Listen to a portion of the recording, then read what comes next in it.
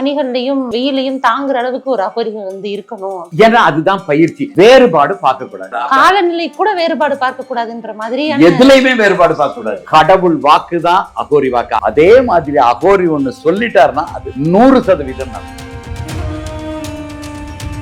திருநங்கைகளை நான் தான் அகோரி அப்படின்னு தப்பா சொன்னா பாவங்கள்லாம் நிறைய வரும். அவங்க நிறைய கட்டாயமா உறுதியா வரும், அதுல சந்தேகமே இல்ல. நெருப்போட விளையாடுற மாதிரி தான் அகோரின்னு சொல்றது நெருப்போட விளையாடுற மாதிரி. அது நெருப்பாக இல்லாத பட்சத்துல நெருப்புல விழுந்த புழு மாதிரி துடித்து தான் போவாங்க. பெரும் பிணங்களை தின்பவர்கள் அப்படின்றது மட்டுமே நம்ம அகோரின்னு எடுத்துக்கிட முடியாது. அது பயிற்சியின் ஒரு கட்டம். இமயமலையில இருந்துகிட்டு வெறும் சாம்பலை புரிந்துகிட்டு நிர்வாணமாக அந்த பனியில உட்கார்ந்து இருக்கணும். இந்த நிலையை அடைந்திருக்கிறவர்கள் தான் உண்மையான அகோரிகள். பிணத்தை திங்கிறதுக்கு கூட ஒரு பயிற்சி வேணும். நிச்சயமா நீங்க கொஞ்சம் யோசிச்சு பாருங்க. அவ்வளவு எளிதல்ல. அந்த பயிற்சிகள் கட்டம் தான் மனிதரோட எரியிற ஸ்திதியில எடுத்து கொஞ்சமா சாப்பிடுறவங்க. பெரும்பாலான அகோரிகள் கஞ்சா இருக்குது இல்லையா, அது புகைப்பிடிக்கும் பழக்கத்தை உள்ளவர்களாக இருப்பார். இந்த அகோரி எவ்வளவு கஞ்சா சாப்பிட்டாலும் அப்படியே கண்ணு நோக்க முடியாது. அவ்வளவு சக்தியோடையும் அவ்வளவு வலிமையோட இருக்கும். கண் அவ்வளவு தெளிவா இருக்கும். நான் தான் சிவன், நான் தான் சாமி அப்படின்லாம் கூட சொல்றாங்களே. நீங்க சொல்ற அந்த கார்பரேட் சாமியார்கள் எல்லாரும் யாருமே குறி சொல்ல மாட்டாங்க, அருள்வாக்கு சொல்ல மாட்டாங்க. அகோரின்னு சொல்லிட்டு யாராலையும் எங்கேயுமே தப்பிக்கவே முடியாது. பல பிறவிகளாக யாரையோ கல்யாணம் பண்ணோம் பாதியில விட்டுட்டு போயிட்டோம்னா அது அகோரிகளுக்கு சரியா வராது. அந்த மனைவி குழந்தைகள் இருந்தா குழந்தைகளோட சம்மதத்தோட திருப்பி அகோரியாக வந்துருவாங்க. அகோரிகள் சாபம் விடுவார்களா? அகோரிகளுக்கு சாபம் இருக்கா? அகோரிகளுக்கு சாபம் சேரவே சேராது. ஏன் சேராதுன்னா,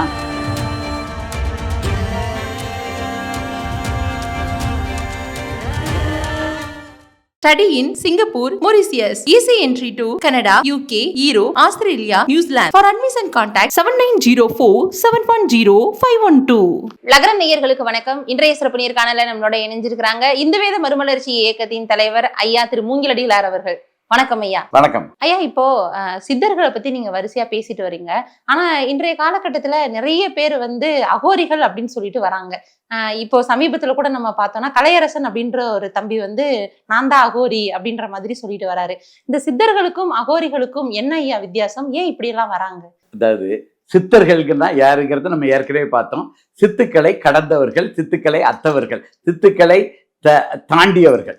ஆச்சா, அகோரிகள்ங்கிறது யாருன்னா முறையான அதுக்கு உண்டான பயிற்சிகள் இருக்கின்றன. நான் அந்த 13 வகை அருளாளர்கள் சொன்னோம் பார்த்தீங்களா, அதுல ஏதாவது ஒரு வகையில அகோரிகளிலே பல நிலைகள் இருக்கின்றார்கள். ஏதாவது ஒரு நிலையில அவர்கள் இருப்பார்கள். அவர்கள் அந்த இன்னும் அந்த 13 வகை அருளாளர்களை தாண்டாதவர்கள் தான் இந்த அகோரிகள். எல்லாராலையும் அந்த பல பழம் பிறப்புகள்ல அந்த தொடர்பு இருந்தால் தான் சித்தர்கள் நிலையை அடைய முடியும். ஆனா இந்த அகோரிகள்ங்கிறது அந்த ஆர்வமும் விருப்பமும் விடாமுயற்சியும் இருந்துச்சுன்னா எல்லாராலையுமே அகோரியாக மாற முடியும். அகோரிகள்ங்கிறதுக்கு தனியான பயிற்சிகள் இருக்கின்றன. அது பெரும்பாலும் ஒரு 95% மேல இமயமலையில தான் பனிமூடிய சிகரங்களுக்கு உள்ள குகைகள்ல நிர்வாணமாக இருக்கிறவங்க அகோரிகளும் இருக்கிறாங்க. நிர்வாணமாக இருக்கிற வேற நிர்வாண சாமியார்களும் இருக்கிறார்கள். பல நிலையில அவங்க இருக்கிறாங்க. அந்த மாதிரியான அடர்ந்த காடுகள்கிட்டையும் அந்த முறைகளை பயிற்சி செய்பவர்கள். எப்படிப்பட்ட முறைகள் என்றால், ஒரு எந்தவித வேறுபாடுமே பார்க்க மாட்டார்கள். அதாவது பணம் படைத்தவராக இருந்தாலும் சரி, மனிதர்களுக்குள்ளே எந்த வேறுபாடும், பணம் இல்லாதவராக இருந்தாலும் சரி, பணம் படைத்தவராக இருந்தாலும் சரி, எந்த விதமான வேறுபாடும் பார்க்காதவர்கள். அதே மாதிரி மனிதர்களுக்கும் புல் பூண்டு செடி கொடிகளுக்குமே வேறுபாடு பார்க்காதவர்கள். அந்த எந்த விதமான அருவருப்போ எதுவுமே இருக்காதவங்க அகோரிகள். அவர்களுடைய மனநிலை பார்த்தீங்கன்னா ஒரு கடவுளோட மனநிலை மாதிரி கொஞ்சம் கொஞ்சமாக அதை மாற முயற்சி செய்து கொண்டு இருப்பவர்கள் தான். அதுக்குன்றான பயிற்சிகள் இருக்கின்றன. அந்த பயிற்சிகள்ல தான் ஒன்னொன்னா சாப்பிடணும். கறியும் சாப்பிடுவாங்க, சைவம் சாப்பிடுவாங்க, அசைவம் சாப்பிடுவாங்க, இறந்த விலங்குகளை சாப்பிடுவாங்க. அதோட பயிற்சியில உச்சகட்டம் தான் அந்த கொஞ்சோண்டு அளவு எடுத்து மனிதரோட எரியிற செதியில கையை விட்டு அதுல இருந்து எடுத்து கொஞ்சமா சாப்பிடுறவங்க. அதோட உச்ச நிலை தான் அந்த இதயத்தை எடுத்து அதை அப்படி சாப்பிடுறது. இதெல்லாம் பார்க்கறதுக்கு வேடிக்கையாக இருக்கும், இதா இருக்கும். அதெல்லாம் முயற்சி செய்து பார்த்தாலே சாதாரண மனிதர்களால் அந்த பயிற்சி இல்லைன்னா அதை தாங்கவே முடியாது. அகோரிகள்னா நரமாமிசம் சாப்பிடுவாங்க மாதிரி அப்படி கிடையாது. பெரும் பிணங்களை தின்பவர்கள் அப்படின்றது மட்டுமே நம்ம அகோரின்னு எடுத்துக்கிட முடியாது. அது பயிற்சியின் ஒரு கட்டம். பயிற்சியின் ஒரு கட்டம். இந்த இமயமலையில பார்த்துட்டு இருந்துகிட்டு வெறும் சாம்பலை பூசிக்கிட்டு நிர்வாணமாக அந்த பனியில உட்கார்ந்து இருக்கணும். எந்த விதமான வேறுபாடும் இல்லாம அங்க உட்கார்ந்துகிட்டு இருக்கணும். அதே மாதிரி கொளுத்துற வெயிலாக இருந்தாலும் சரி, தார் பாலைவனமாக இருந்தாலும் அங்கேயும் அதே மாதிரி இது பத்மாசனத்துல உட்கார்ந்துட்டு இருந்தாங்கன்னா அந்த எரியும் வெயிலும் சுடக்கூடாது, அவங்களுக்கு பனியும் சுடக்கூடாது, மழையில இருந்தா காய்ச்சல் வரக்கூடாது. இப்படி சின்ன வயசுல இருந்தே பல ஆண்டுகள் பயிற்சி எடுத்து எடுத்து எடுத்து அவர்களது உள்ளமும் உடலுமே இயற்கையில இருக்கிற எந்த வேறுபாடு இருந்தாலும் சரி, பொருட்கள்ல இருந்தாலும் சரி, எல்லாத்தையுமே சமமாக பார்க்கக்கூடிய ஒரு நோக்கத்தை அடைந்து விடுவார்கள். இந்த நிலையை அடைந்திருக்கிறவர்கள் தான் உண்மையான அகோரிகள். மனிதர்களா இருக்கிறவங்க திடீர்னு இறைவனுடைய அருளால நான் அகோரியா மாறுறேன் அப்படின்னு மாறுவதற்கு எத்தனை ஆண்டு காலம் தேவைப்படும்? அதாவது இதுல இந்த இறை உலகத்துல ஆண்டுகள் கணக்கு சொல்லவே முடியாது. திருஞான சம்பந்தர் 3 வயது குழந்தை. அவரும் பசிச்சதுன்னு தான் அழுதாரு. பசிச்சதுன்னு குழந்தை அழுது. அங்கிருந்து சிவபெருமான் வந்தாரு, உமையம்மை வந்துட்டாங்க, ஞானப்பாலை வழங்குகிறார்கள். அவர் உடனே தோடுடைய செவியன்னு பாடி அந்த இறை வாழ்க்கைக்கு போய்விடுகிறார் 3 வயதுல. திருநாவுக்கரசர் 90 வயசுக்கு மேலதான் கடவுளை பார்க்கிறார்.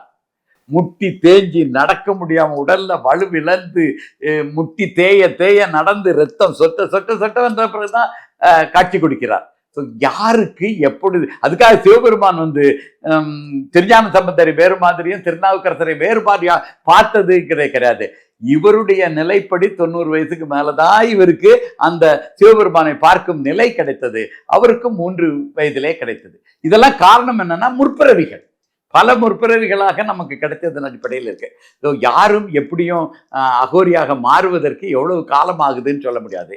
ஆனால் இந்த இறை அருளை பெற்று அகோரிகளாக மாற முடியுமானா எனக்கு தெரிஞ்சு அது மாதிரி வரலாறு இல்லை.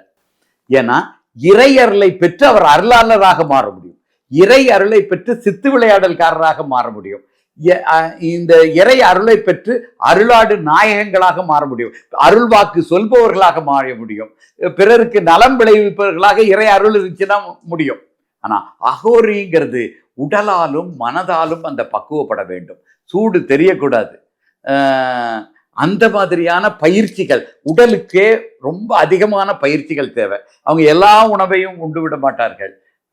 இந்த மாதிரியான பயிற்சிகளும் இருக்கும்போது வெறும் இறை அருளால் மட்டுமே இந்த அகோரி அந்த பயிற்சி அதுக்கு அந்த அகோரியாக மாறிவிட முடியாது. அகோரியை விட உயர்ந்த நிலையை மாற முடியுமா? மாற முடியும். பிறருக்கு நலம் விளைவிக்க முடியுமா? முடியும், எல்லாம் முடியும். ஆனா அகோரியாக மாறுறதுங்கிறது மனதால் எல்லாவற்றையும் சமமாக பார்க்க வேண்டும். உடலாலும் சூடு குளிர் எது இருந்தாலும் சாப்பிட, எதை சாப்பிட்டாலும் உடம்பு ஏற்றுக்கொள்ள மாதிரி இருக்கும். எல்லாமே கடவுளுக்காக நான் முடங்குகிறேன். இந்த உணவு எதுக்காக கொடுக்குறேன்? கடவுளுக்கு தான் கொடுக்குறேன். நான் எதுக்காக வாழ்றேன்? கடவுளுக்காகத்தான் வாழ்றேன். அப்போ கடவுள் என்ன, என் மூலமாக கடவுள் சில விஷயங்களை செய்ய விரும்புகிறார், என் மூலமாக அது நடப்பதற்கு அதற்கு நான் அதை உடன்படுகிறேன் அப்படின்ட்டு ஒரு வாழ்க்கை வாழ்பவர்கள் தான் அகோரிகள். இப்போ இருக்குதுன்னா எப்படின்னா, ஒரு பைப்லைன் இருக்குதுன்னு வச்சுக்கிட்டுங்களேன்.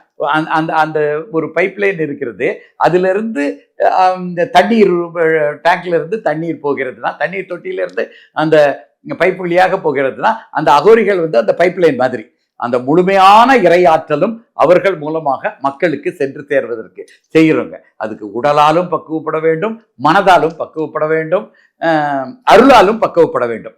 இந்த கடவுள் அருள் பெறும்போது அருளால நிறைய பக்குவப்பட்டுருவாங்க. அந்த உடலும் மனமும் அதுக்கு தாங்குமா தாங்காதான்னு எல்லா நேரத்திலையும் சொல்ல முடியாது. ஆனால் தான் அகோரிகளுக்கு பயிற்சிகள் ரொம்ப அவசியமாக தேவை. ஐயா, இப்ப நீங்க சொல்ற மாதிரி சித்தர் வாக்கு, சிவ வாக்கு அப்படின்லாம் சொல்றீங்க. இப்ப சாமியார்களும் வந்து அருள் வாக்கு சொல்றேன் அப்படின்னு சொல்லுவாங்க. இப்ப அகோரிகள் வந்து வாக்கு சொல்லுவாங்களா? அதை பத்தி கொஞ்சம் சொல்லுங்க ஐயா. அகோரிகள் வந்து வாக்கு சொல்றதுன்னா, இந்த அருள் வாக்கு சொல்றவங்க எல்லாம் ஒரு குறிப்பிட்ட நேரத்திலேயோ, மாதத்தின் ஒரு குறிப்பிட்ட கிழமைகள்லயோ, இல்ல வாரத்துல ஒரு சில நாட்கள்லயோ, குறிப்பிட்ட நேரங்கள்ல எல்லா நேரம் செய்வாங்க. அப்படி அகோரிகள் பார்க்க மாட்டாங்க. யார் யாருக்கு தகுதி இருக்கிறதோ அவர்களுக்கு மட்டும் சில வாக்குகள் வழங்குவார்கள். மற்றபடி அகோரிகள் அவர்கள் வாழ்க்கையை அவர்கள் தொடர்ந்து கொண்டே இருப்பார்கள். எங்கேயாவது அந்த அந்த ஏதாவது ஊர்ல அந்த சிவபெருமானோ இல்ல மாரியாத்தாளோ காளியாத்தாளோ ஏதாவது ஒண்ணு செய்யணும்ட்டு இவர்களுக்கு உத்தரவு வந்துச்சுன்னா அந்த ஊருக்கு மட்டும்தான் அவர்கள் அகோரி வருவார்கள் தவிர மற்ற எல்லா இடத்துக்கும் வந்துட மாட்டாங்க. அந்த கடவுளர்களின் விருப்பத்தை நிறைவேற்றி கொடுப்பவர்கள் மனிதர்களாகத்தான் இந்த அகோரிகள் இருப்பார்கள். ஐயா, இப்ப நீங்க சொன்னீங்க எல்லா இடத்துக்கும் வந்துட மாட்டாங்க அப்படின்னு. இப்போ நம்ம பெருமளவுல சாமியார்களையோ சித்தர்களையோ பாக்குற அளவுக்கு தமிழ்நாட்டுல அகோரிகளை பார்க்க முடியலையே ஐயா. அதற்கான காரணம் ஏன்னா இது இமயமலையில இருக்கிறதுனால பெரும்பாலும் அந்த கங்கை கரையில அந்த காசியில அதோட காசியில நிறைய அகோரிகள் பார்க்கலாம். காசிக்கு கீழே வந்துட்டாங்கனாலே அவங்க வர்றதில்லை. ஏன்னா அவ்வளவு தூரம் இங்க நடந்து வரணும், திருப்பி போகணும், திருப்பி ஏதாவது பயிற்சி எடுக்கணும், அங்க பயிற்சி முறைகளுக்காகவே அவங்க எடுக்கணும். எல்லா இடங்கள்லயும் அவர்களால் அந்த பயிற்சியை செய்து கொண்டு இருக்க முடியாது. இதெல்லாம் இருக்குது. இன்னும் ஒன்று சொல்ல போனால் வட இந்தியாவில் இதை ரொம்ப முழுசையா பார்த்து முழுசா புரிஞ்சுக்கிட்டு இதை எடுத்துக்கணும். இந்து வேத மர்மல இயக்கத்துல வந்து இப்படி சொல்லிட்டு போயிட்டாங்க அப்படின்னு சொல்லிடக்கூடாது. அதாவது பெரும்பாலான அகோரிகள் இந்த கஞ்சா இருக்குது இல்லையா, அது உட்கொள்ளும் பழக்கத்தை, புகைப்பிடிக்கும் பழக்கத்தை உள்ளவர்களாக இருப்பார்கள். இத நம்ம ரோட்டு ஓரத்துல கஞ்சா குடிச்சிட்டு கீழே விழுந்து கிடக்கிறான்னு பாருங்க, போதை அவன் கூட ஒப்பிட்டு பார்த்திடவே கூடாது. ஏன்னா ரெண்டும் நீங்க இந்த தினமும் போதைக்காக கஞ்சா சாப்பிடுறவங்களோட உடம்பு எப்படி இருக்குன்னு பாருங்க, இந்த அகோரிகளோட உடம்பு எப்படி இருக்குன்னு பாருங்க. இந்த அகோரிகளோட உடம்பு வந்து முழுக்க முழுக்க முழுக்க முழுக்க எல்லா வகையிலையும் சரியான அளவுல இருக்கும். ஒரு தினமும் உடற்பயிற்சி செஞ்சு இருக்கிறவரோட உடம்பு எவ்வளவு கட்டுக்கோப்பாக இருக்குமோ அவ்வளவு கட்டுக்கோப்பாக இருக்கும். போதைக்காக கஞ்சா குடிக்கிற ஒரு உடம்பு இப்படி இருக்க வாய்ப்பே இல்லை. கண்கள் அப்படி தெளிவு இருக்கும். போதை சாப்பிட்றவருக்கு, அந்த போதைக்காக கஞ்சா சாப்பிட்றவரோட கண்கள் வந்து அப்படியே மயங்கி சொருகி இருக்கும். இந்த அகோரி எவ்வளவு கஞ்சா சாப்பிட்டாலும் அப்படியே அவர் கண்ணை விட்டு நோக்க முடியாது. அவ்வளவு சக்தியோடையும் அவ்வளவு வலிமையோட இருக்கும். கண் அவ்வளவு தெளிவா இருக்கும். அவர் பேச்சில் அவ்வளவு சுத்தம் இருக்கும். எல்லாத்துலயுமே தெளிவு இருக்கும். அப்ப போதைக்காக கஞ்சா சாப்பிட்றவங்களும் வேற, இந்த அகோரிகள் அந்த கஞ்சாவை எடுத்துக்கொள்வது வேற. வட இந்தியாவில் அந்த கஞ்சாவுக்கு பேரே, அது ஒரு மூலிகையை தான் வைக்கிறாங்க, பேரே சிவாதான் பேர். அது அந்த மனதை ஒருநிலைப்படுத்துவதற்காக அதை பயன்படுத்திக்கொள்ள முறைகள் இருக்கின்றன. அது அந்த அளவு தான் சாப்பிடுவாங்க, அந்த குறிப்பிட்ட நேரத்துல தான் சாப்பிடுவாங்க. அதுக்கு சரியா இருக்கும். அதனால நம்ம இந்த போதைக்காக கஞ்சா சாப்பிடுறவங்களை இதையும் ஒண்ணுபடுத்தி பார்த்திடவே கூடாது. அவர்கள் உடலையும் அருளாற்றலையும் முகத்தையும் தெளிவையும் முகத்தெளிவையும் ஆற்றலையும் கண்கள்ல இருந்து வர ஒளியையும் பார்த்தாலே நமக்கு வேறுபாடு தெரியும். அதனால இது வேற அது வேறங்கிறது அதை புரிஞ்சு கொள்ள வேண்டும்.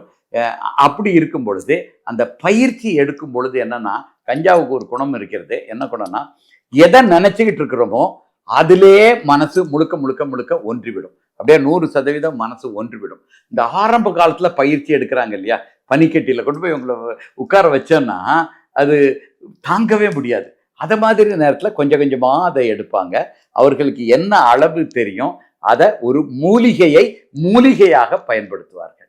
அந்த மூலிகையாக பயன்படுத்தும் பொழுது அவர்களுக்குள்ள அந்த ஆற்றல் சரியான அளவில் இருக்கும். அது அந்த செயல்பாடுகளும் சரியான அளவு இருக்கும். ஏன் ஐயா அந்த மாதிரி பணிகள்லையும் அந்த மாதிரி வெயிலையும் தாங்குற அளவுக்கு ஒரு அகோரிகள் வந்து இருக்கணும் அப்படின்ற மாதிரி? ஏன்னா அதுதான் பயிற்சி. வேறுபாடு பார்க்க கூடாது. இந்த உலகத்துல வேறுபாடு பார்க்க கூடாது. காலநிலை கூட வேறுபாடு பார்க்க கூடாதுன்ற மாதிரி எதுலையுமே வேறுபாடு பார்க்க கூடாது. இப்படி இந்த மனநிலையோட இப்படிப்பட்ட தாங்கக்கூடிய உடலோட இருந்தால்தான் அந்த இறை ஆற்றல் முழுமையாக அது வழியாக போகும். நீங்க ஒரு பைப் லைன்ல உள்ளுக்குள்ள 4 கல்லை போட்டு வச்சுக்கிட்டா என்ன ஆகும்? அந்த முழுமையா அந்த தண்ணி முழுசா இந்த பக்கம் வந்து சேராது. அந்த தண்ணி மாதிரி இந்த கல் மாதிரியான பொருட்கள் தான் வேறுபாடு. எனக்கு பிடிச்சவனுக்கு ஒரு மாதிரி ஒண்ணு செய்யறது, பிடிக்காதவனுக்கு ஒண்ணு மாதிரி செய்ய ஆரம்பிச்சாருன்னா அவர் அகோரி நிலையிலேயே செயல்பட முடியாது. எல்லாத்தையும் ஒன்று போல பார்க்கணும்னா மனதும் அதற்கு தயாராக இருக்க வேண்டும், உடம்பும் தயாராக இருக்க வேண்டும், அருளும் தயாராக. அவதான் இறையாற்றல் முழுக்க முழுக்க முழுக்க முழுக்க செயல்பட முடியும். இது அகோரிகள் ஒரு முறையில பண்றாங்க. இப்ப 63 நாயன்மார்கள் இருந்தாங்க இல்லையா, அவர்களும் இப்படித்தான் இறைவாற்றல் அவர்கள் மூலமாக செயல்படும்.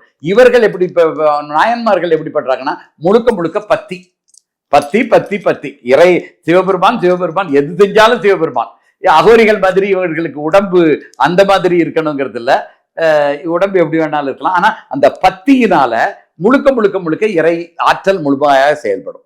ஸோ இறை ஆற்றல் முழுமையாக செயல்படுறதுக்கு அகோரிகள் ஒரு முறையை பயிற்சி மூலமாக பயன்படுத்துகிறார்கள், இவர்கள் பத்தி மூலமாக பயன்படுத்துகிறார்கள். இதுல வெவ்வேறு முறை, ரெண்டும் இதே ஒண்ணுதான். அந்த சிவபெருமான தவிர ஒரு நெறியாளன், சைவ நெறியாளன் வந்து வேற எதையாவது எல்லாத்தையுமே சிவபெருமானாக பார்க்க வேண்டும். தன்னால கத்தியால குத்திட்டு போகிறவனு கூட தத்தான் அமர்கிறாரு, நம்மால் தாங்கிறாரு. ஏன்? அவருக்கு சிவபெருமானோட சிவன் அடியார் வேடத்துல இருக்கிறாரு, குத்திட்டாரு, கத்தியால குத்திட்டாரு, கொலை பண்ணிட்டாரு. ஆனா அவர் வேடம், சிவபெருமானோட சிவ வேடம் தெரித்திருக்கிறார், சிவனடியார் வேடம் படுத்திருக்கிறார். அப்ப அவரும் சிவபெருமான்னு நினைக்கக்கூடிய எண்ணம் உள்ளவர்கள், அந்த அளவுக்கு பத்தி உள்ளவர்கள். இந்த அளவுக்கு பத்தி உள்ளவர்கள் இருக்கிறதுனால இறையாற்றல் முழுமையாக இருக்கிறது. அதை பயிற்சி மூலமாக அதை பெறணும்னா உடம்பு பக்குவப்படணும், மனசு பக்குவப்படுத்தணும். அதுக்கு முறைகள் இருக்கின்றன, ஒவ்வொன்றும் ஒவ்வொரு முறையானது இருக்கு. ரெண்டுக்கும் பலன் ஒன்றுதான்.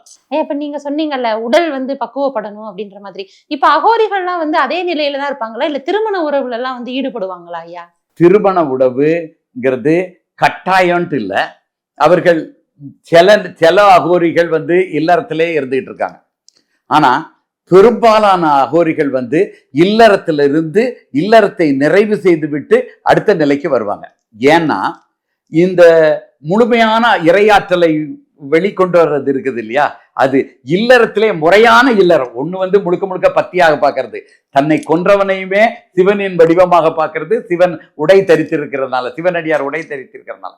அதே மாதிரி முழுக்க முழுக்க இவர் இல்லறத்தில் இருந்தார் வைங்களேன், இவர் மூலமாகவும் இறையாற்றல் பெறும். அப்ப இவர் ஒரு அகோரியாக மாறணுங்கிறதே அல்ல, இல்லறத்தை முறையாக செய்து கொண்டிருந்தாலே போதும். அப்ப ஒருத்தர் இல்லறத்திலே இருக்கும்போது எனக்கு நான் இல்லறத்தை முறையா செஞ்சுக்கிட்டு இருக்கும்போது இறையாற்றல் என் மூலமாக மக்களுக்கு கிடைக்குது, என்னுடைய குடும்பத்திற்கு கிடைக்குது, உற்றார் உறவினர் எல்லாருக்கும் கிடைக்கணுங்கும் போது நான் அகோரியாக மாறணுங்கிற எண்ணம் எனக்கு வரவே வராது. அப்ப நான் எனக்கு அகோரி தான் நோக்கம். ஆனா அதுல இறையா கொஞ்ச நாளுக்கு எனக்கு இந்த உடம்பு மனசு பக்குவப்படுத்துறதுக்கு நான் வந்து இல்லறத்துல கொஞ்ச நாள் இருக்கணுங்கிறது தேவையாக இருக்கும்னா அந்த குரு சொல்லுவாரு, நீ இல்லறத்துல கொஞ்ச நாள் இருந்துட்டு வான்ட்டு. அப்ப இல்லறத்துல இருந்து விட்டு முதல்ல இந்த இல்லறத்துல இருக்கணும்னு நான் இவ்வளவு நாள் தான் இருப்பேன்னு சொல்லிட்டு அதற்குண்டான இல்லற கடமைகள் எல்லாம் நிறைவு செய்து விட்டு அப்படியே யாரையோ கல்யாணம் பண்ணோம் பாதியில விட்டுட்டு போயிட்டோம்னா அது அகோரிகளுக்கு சரியா வராது. முறையாக அதற்குன்ட்டு திருமணம் பண்றதுக்கு இறையர்களால் ஆட்கள் இருந்தாங்கன்னா அதுக்குன்னு வருவாங்க. அதுக்குன்னு விட்டு இவ்வளவு நாள் கழிச்சு இறையர் இல்லற கடமைகளை முடிவித்து விட்டு அந்த மனைவி குழந்தைகள் இருந்தா குழந்தைகளோட சம்மதத்தோட திருப்பி அகோரியாக வந்து விடுவார். இல்லறத்தையும் அகோரியாக இருக்கணுங்கிறது இல்ல, முறையான இல்லறமும் அகோரி அளவுக்கு ஆற்றலை மக்களுக்கு கொடுக்கும்.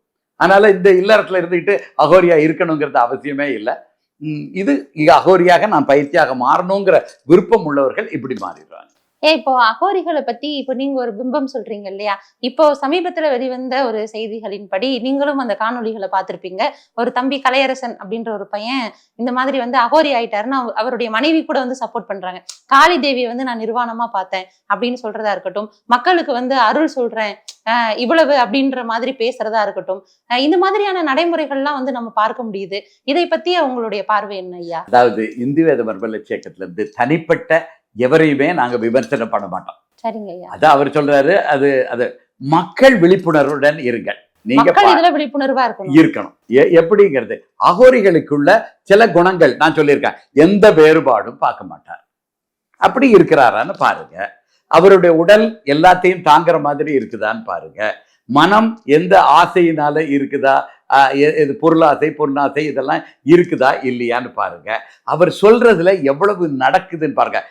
கடவுள் வாக்கு தான் அகோரி வாக்கு. அகோரி ஒண்ணு சொல்லிட்டாருன்னா அது நடந்தே தீரும்.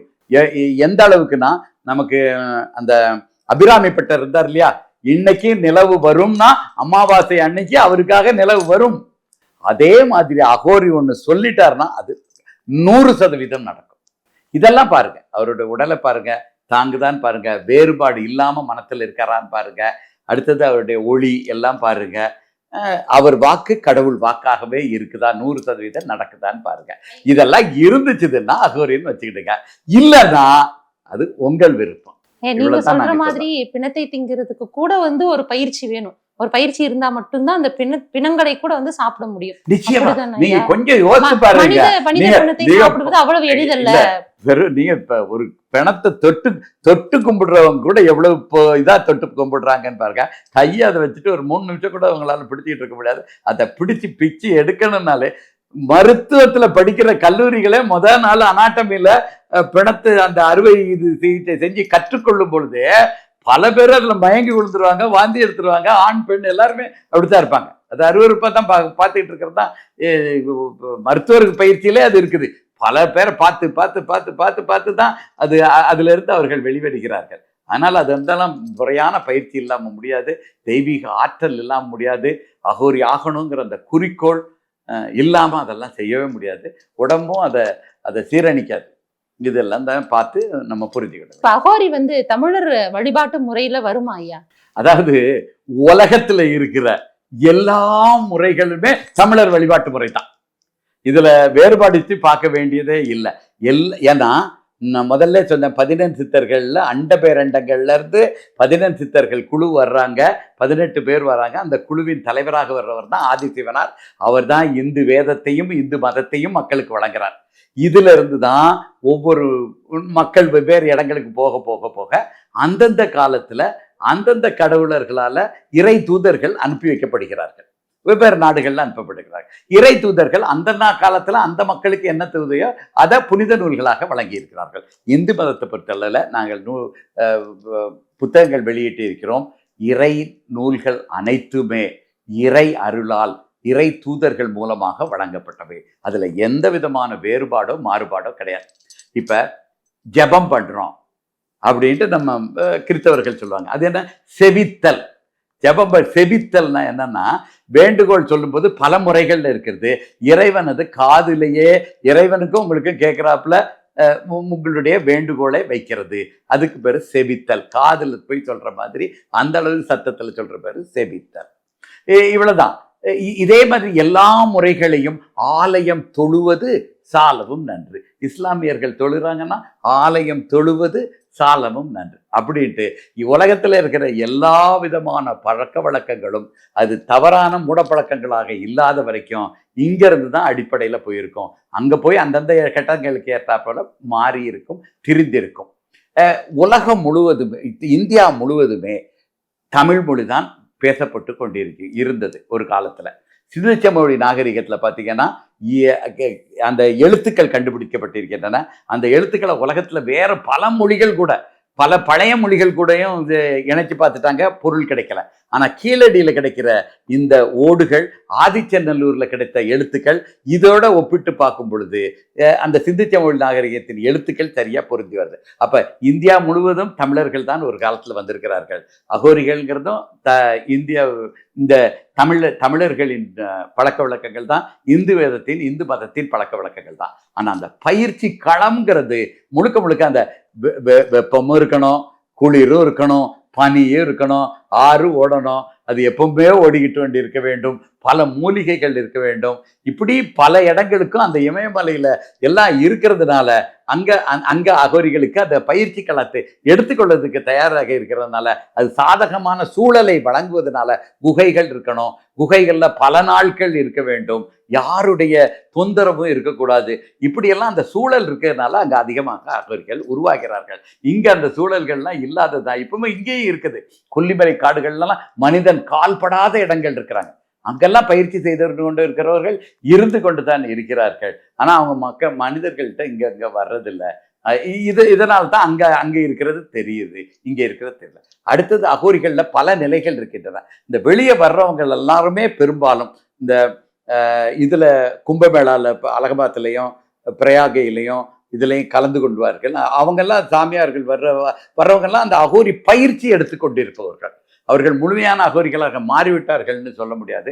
அவர்கள் தான் பெரும்பாலும் இந்த வழிபாடுகள் எல்லாம் கலந்து கொள்வதற்கு வருகிறார்கள். இதெல்லாம் அங்கே வட இந்தியாவில் தான் இருக்கிறதுனால அந்த சூழலும் இமயமலையில் அதிகமாக பொருந்தி வர்றதுனால அங்கே அதிகமாக இருக்கிறார்கள். மற்றபடி எல்லாமே தமிழர்களின் பழக்கம்தான், தமிழர்களின் பண்பாடு தான், வழிமுறைகள் தான்.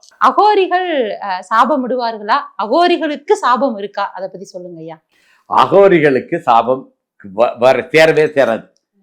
ஏன் சேராதுன்னா அவர்கள் முழுமை பெற்ற மனிதர்களாக செயல்பட்டு கொண்டிருக்கிறவர்கள், அதாவது இறைவனின் பதிலிகளாக செயல்படக்கூடிய ஆற்றல் பெற்றவர்கள்.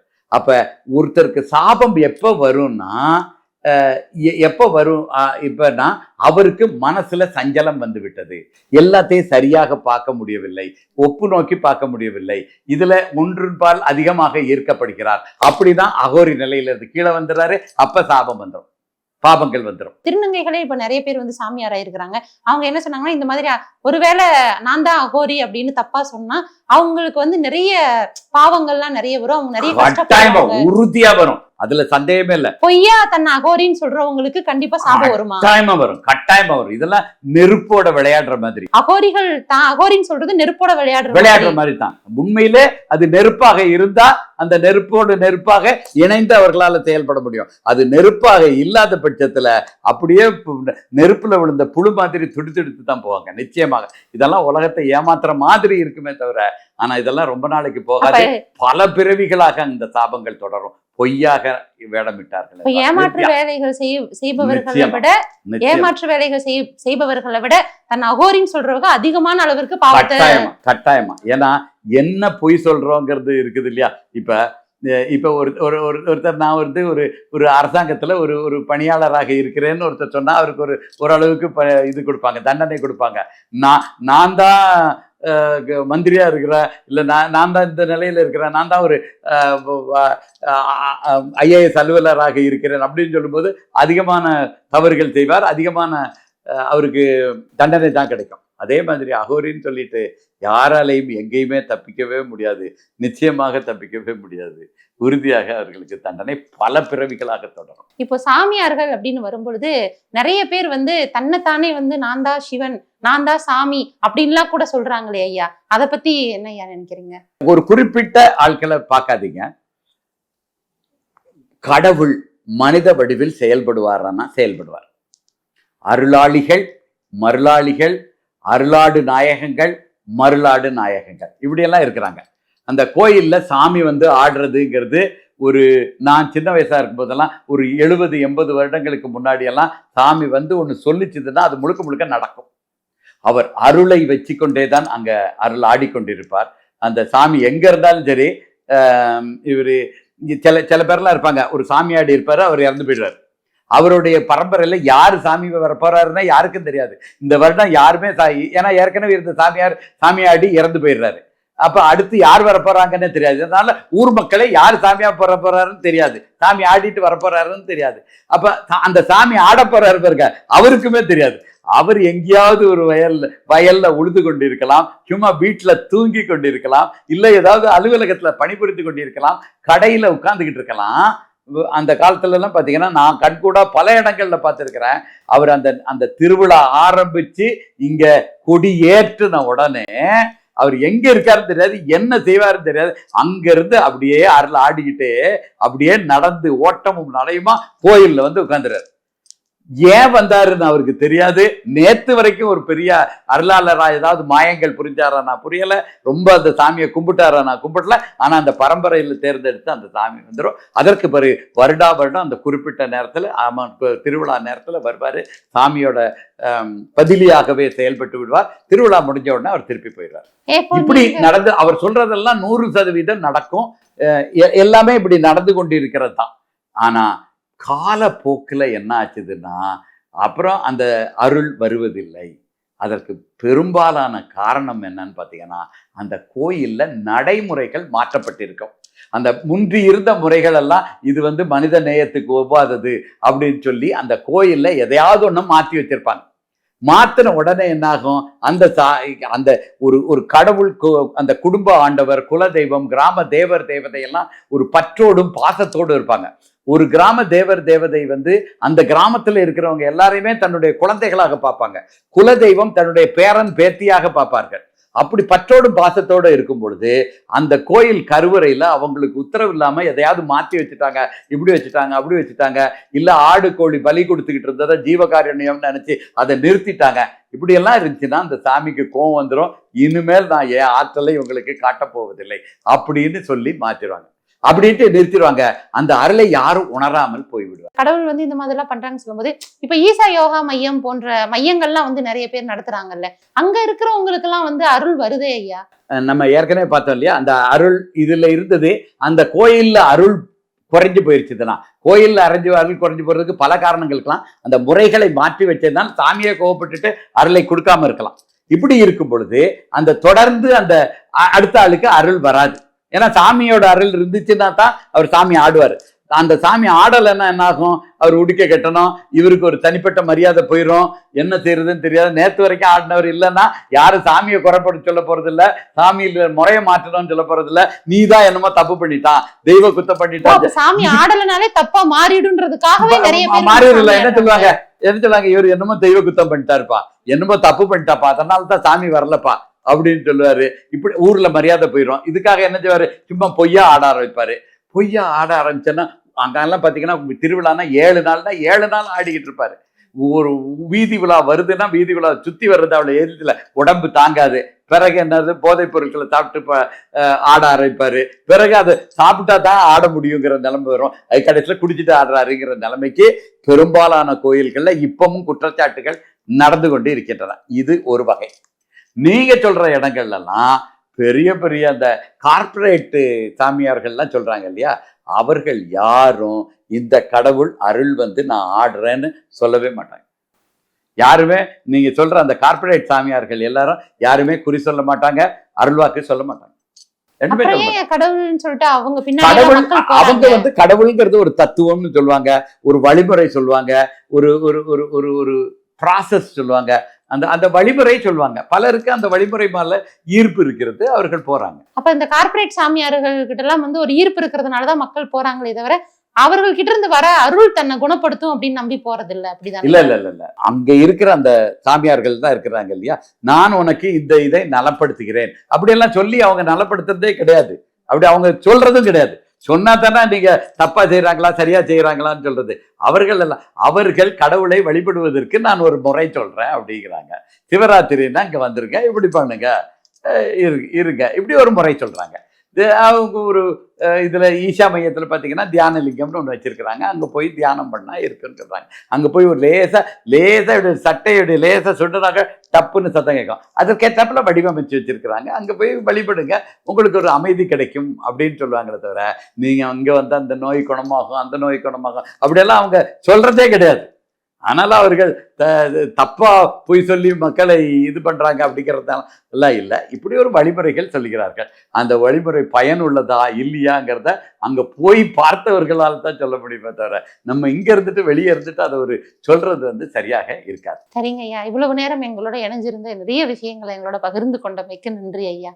லகரம் நேயர்களுக்கு இந்து வேத மறுமலர்ச்சி இயக்கத்தின் வணக்கங்கள், வாழ்த்துக்கள். ஓம் திருச்சிற்றம்பலம். ஓம்.